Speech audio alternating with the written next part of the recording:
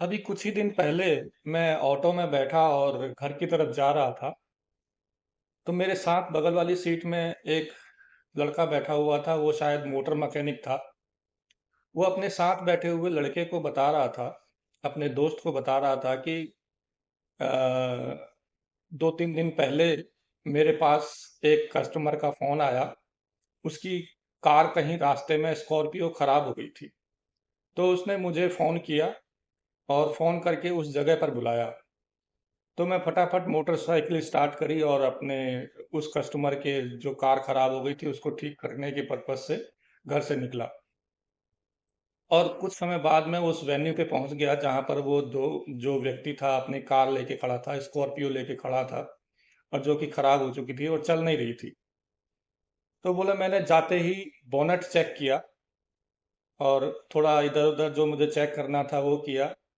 और उसके बाद मैं साइलेंसर की तरफ गया, जो स्कॉर्पियो का साइलेंसर होता है।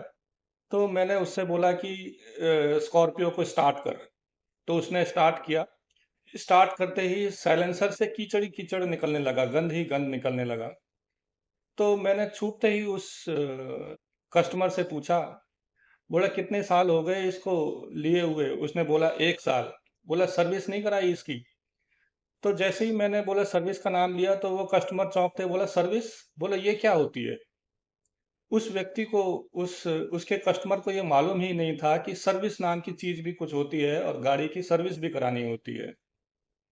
तो ऐसे बहुत से लोग हैं जिनको असल में विरासत में बहुत पैसा मिला है, और कुछ लोगों को आइडिया भी नहीं है कि क्या चीज़ होता है, क्या सर्विस होता है या नहीं करानी होती है या करानी होती है।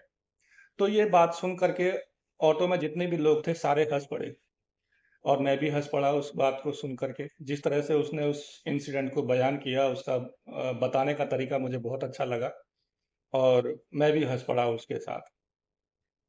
तो दोस्तों, मेरा कहने का मतलब ये है कि उसके कस्टमर को मालूम नहीं था कि सर्विस नाम की भी कोई चीज़ होती है और गाड़ी की सर्विस भी करानी होती है टाइम टाइम पे।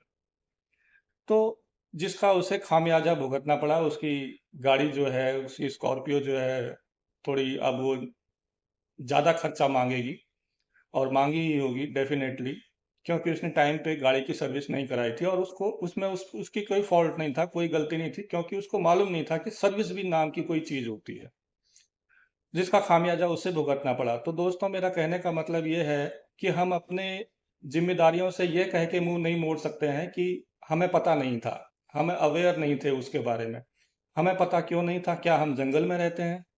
क्या हम समाज से बिल्कुल कटे हुए हैं? हमें मालूम ही नहीं है कि ये ऐसा भी चीज़ होता है, ऐसा ये चीज़ भी होती है, और ऐसा-ऐसा समाज में हो रहा है या है। अगर ये चीज़ हमने खरीदी है तो ऐसा भी करना होता है, उसकी सर्विस भी करानी होती है, मेंटेनेंस भी कराना होता है। अगर ये मालूम नहीं है तो ये असल में हमारी ही गलती है। हमें मालूम होना चाहिए कि हमारे आस-पास, हमारे समाज में क्या हो रहा है, और अगर कोई भी चीज़ हमने ली है तो उसकी हमें देख-रेख, देखभाल कैसे करनी है। और अगर हम उसके बारे में जानकारी नहीं रखते हैं तो उसका अल्टीमेटली नुकसान हमें ही भुगतना पड़ता है, जैसे कि उस कस्टमर को भुगतना पड़ा नुकसान, जो कि बहुत बड़ा नुकसान हुआ होगा।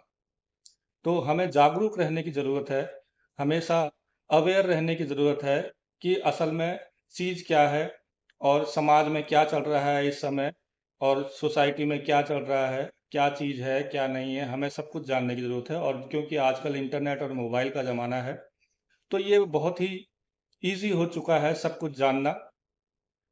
तो हम अगर ज़्यादा जागरूक रहेंगे तो हम ज़्यादा फ़ायदे में रहेंगे। Thank you.